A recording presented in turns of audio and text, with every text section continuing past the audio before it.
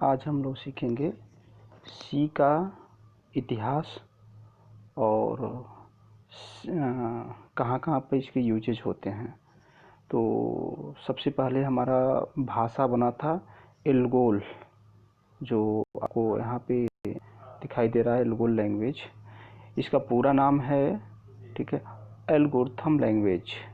इसको कौन डेवलप किया है, यहाँ पे देखिए हाईलाइट किए हैं येलो कलर से। तो इसको committee European and American computer scientist in 1960। इसको एल्गोल भाषा को 1960 में बनाया गया था और यूरोपियन कंट्री क्या की थी, इसको बनाई थी। इसका यूज कहाँ पे होता था, थर्ड पॉइंट आपको दिया हुआ है।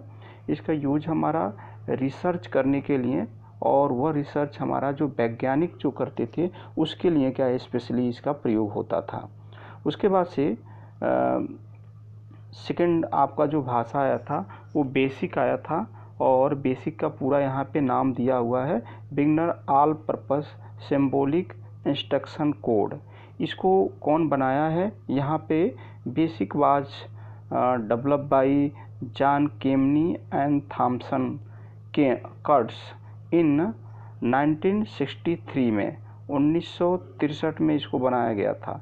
इस भाषा का प्रयोग कहाँ पे होता था, पर्सनल कंप्यूटर में इसका यूजेस करते थे, और जो IBM कंप्यूटर बनाया था। और इसमें जैसे हमारा एल्गोल भाषा में केवल वैज्ञानिक ही इसका यूज करते थे, और रिसर्च और डेवलपमेंट में ही इसका यूजेज होता था। लेकिन जो बेसिक का भाषा बना तो इसके अंदर प्रत्येक व्यक्ति क्या है इसका यूजेज कर सकता था। उसके बाद से थर्ड हमारा लैंग्वेज आया BCPL। BCPL हमारा लैंग्वेज का पूरा नाम है बेसिक कंबाइंड प्रोग्रामिंग लैंग्वेज, और इसको डेवलप कौन किया था, मार्टिन रिचार्ड ने किया था। और कब किया था, 1967 में किया हुआ था, 1967 में किया था। और इस प्रोग्राम का यूज क्या होता था, स्ट्रक्चर प्रोग्रामिंग लैंग्वेज होता है। जैसे एल्गोल पूर्ण रूप से हमारा प्रोग्रामिंग भाषा नहीं था, लेकिन BCPL हमारा क्या हो गया, प्रोग्रामिंग लैंग्वेज हो गया। इसके अंदर नेक्स्ट हमारा B लैंग्वेज आया। B लैंग्वेज में इसको डेवलप कहाँ पे हुआ था, वेल लैब, और 1969 में इसको डेवलप किया गया था। इसको दो वैज्ञानिक मिलके बनाए थे, केन थॉमसन और डेनिस रिच्ची। जो डेनिस रिच्ची सी लैंग्वेज को भी बनाए थे, तो ये दोनों लोग मिलके इस भाषा को बनाए थे। और इस भाषा का स्पेशली जो डिज़ाइन किया गया था नॉन न्यूमेरिक, मतलब इसके अंदर जो हम लोग इंस्ट्रक्शन देते थे वो नंबर में नहीं दे सकते थे, ठीक है, अल्फ़ाबेटिकल दे सकते थे। और ये मशीन डिपेंडेंट एप्लीकेशन था, मशीन इंडिपेंडेंट एप्लीकेशन था, ठीक है। मशीन इंडिपेंडेंट देखिएगा कई जगह हमारा दिखाता है कि डिपेंडेंट और इंडिपेंडेंट, इन दोनों में डिफरेंस होता है। नेक्स्ट हम यह अभी जब हम क्लास लेंगे तो उसमें सी के जो फीचर्स है उसमें आपको बताऊंगा कि इसका मतलब क्या होता है, ठीक है।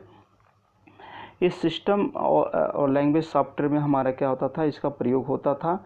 नेक्स्ट हमारा है सी लैंग्वेज बना। सी लैंग्वेज का इसका काम होता है कि ये powerful general purpose programming language है। यह बहुत ही प्रचलित भाषा है, और सिंपल भी है और फ्लेक्सिबल है, मतलब इसको जहाँ पे जाएं जैसे चाहें वैसे इसका प्रयोग कर सकते हैं। इट इज़ नॉट पोर्टेबल, ये पोर्टेबल नहीं है। मतलब पोर्टेबल का मतलब जैसे IBM का कंप्यूटर है, अगर हमने क्या कर रहे हैं कि उसमें हम अपनी कोडिंग को कोड कर रहे हैं तो दूसरे कंप्यूटर IBM का हम ले जाएंगे तो वहाँ पे करेगा। या आप इस तरीके से कर सकते हैं, अगर हम विंडोज़ ऑपरेटिंग सिस्टम विंडोज़ के अंतर्गत इसको हमने कोडिंग किए हैं तो दूसरे सिस्टम में जाएंगे जहाँ पे विंडोज़ होगा वहाँ पे तो ये चलेगा। लेकिन अगर विंडोज़ के अलावा अदर कोई जैसे एप्पल का हम अगर ऑपरेटिंग सिस्टम हमारा मैक ऑपरेटिंग सिस्टम अगर आप कहीं पर लगाए हैं तो वहाँ पे इसको ओपन करेंगे तो नहीं ओपन होगा। तो उसके लिए दिया है इट इज़ नॉट पोर्टेबल। उस तरीके से तो पोर्टेबल होता है कि मतलब अगर इस ऑपरेटिंग विंडोज़ के अंदर आपने कोडिंग किए हैं तो दूसरे विंडोज़ के अंदर ले जाएंगे तो ओपन हो जाएगा, उसमें कोई प्रॉब्लम नहीं होगा। लेकिन अगर हम मैक ऑपरेटिंग सिस्टम में करेंगे तो वहाँ पे क्या हो जाएगा, प्रॉब्लम हो जाएगा। मैक ऑपरेटिंग सिस्टम भी आपको हम ऑपरेटिंग सिस्टम का जो टॉपिक पढ़ाए थे तो वहाँ पे दिए हुए थे। नेक्स्ट हमारा कह रहा है कि C is a procedural programming language. Procedural programming language का मतलब क्या होता है, बहुत बड़े प्रोग्राम को ये छोटे छोटे पार्ट में करके क्या कर सकते हैं, इसकी प्रोग्रामिंग कर सकते हैं। इसको डेवलप किया है डेनिस रिच्ची ने बनाए थे। और कब बनाए थे, 1972 में बनाए थे और बेल लैबोरेटरी में हमारे बनाए थे। C language combine the feature of low level and as well as high level language। ठीक है, ये दोनों भाषाओं को इसके अंदर जो फीचर्स हैं, लो लेवल लैंग्वेज का फीचर्स भी है, हाई लेवल के भी फीचर्स हैं।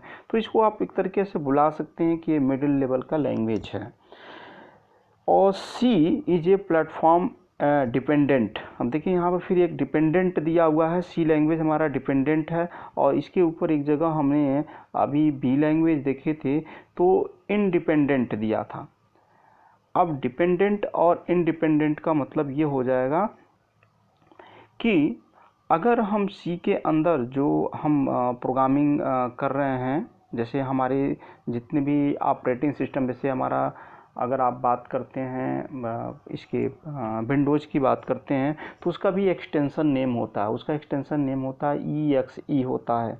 और वही अगर हमने बात करते हैं, अगर मैक का बात करते हैं तो मैक का एक्सटेंशन नेम होता है DMG होता है। तो अगर हमारा क्या है कि जैसे बी लैंग्वेज क्या है कि वो एप्पल वाले सिस्टम में भी चल जाएगा, मैक वाला में ऑपरेटिंग सिस्टम में भी चल जाएगा और प्लस हमारा क्या होगा, विंडोज़ में भी चल जाएगा।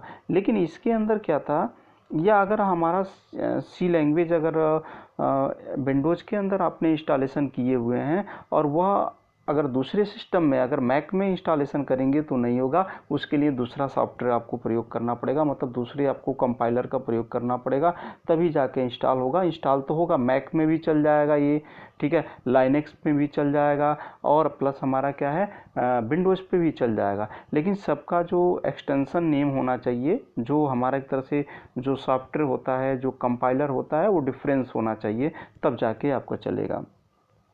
डेनिस रिच्ची का यहाँ पर देखिए एक हमने फ़ोटो भी आपको शेयर कर दिए हैं। और यहाँ पर देखिए डेनिस रिच्ची का जन्म कब हुआ था, 1941 में हुआ था। और ये कब इनके एक्सपायर हुए थे, 2011 में हुए थे। तो इनका यहाँ पे एक तरह से हिस्ट्री हमने यहाँ पर दे दिए हुए हैं, कभी हुआ था। और इसके बाद से आपने वर्जन का बहुत सारे कई जगह हमने वर्जन के बारे में आपको बताए थे कि वर्जन का मतलब क्या होता है। जैसे एग्जांपल में बताए थे कि जैसे मान लीजिए आज कोई पेन कंपनी निकाला हुआ है तो उसका लुक और जो लिखने का जो क्वालिटी है कुछ और होगा, कुछ दिन के बाद से कुछ और उसमें संशोधन करके नया चीज़ें डाल देते हैं, फिर उसके बाद से कुछ और होता है।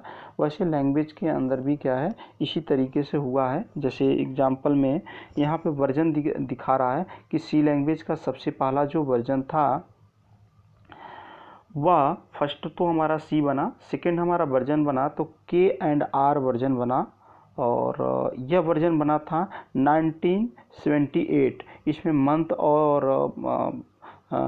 और डेट, ये सारी चीज़ें यहाँ पर दिया हुआ है। ये जो मंथ और जो डेट आपका है US फॉर्मेट में है। पहले हमारा ईयर है, उसके बाद से मंथ है और उसके बाद से हमारा क्या है, डेट है।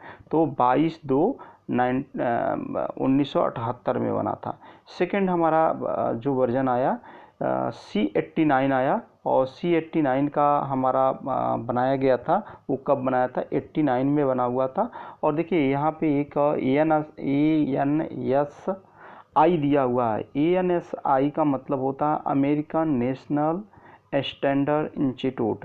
यह हमारा क्या है, ये रिसर्च इन्हीं के लैब में हुआ था, तो इसलिए ये NSI ने हमारा कराया था।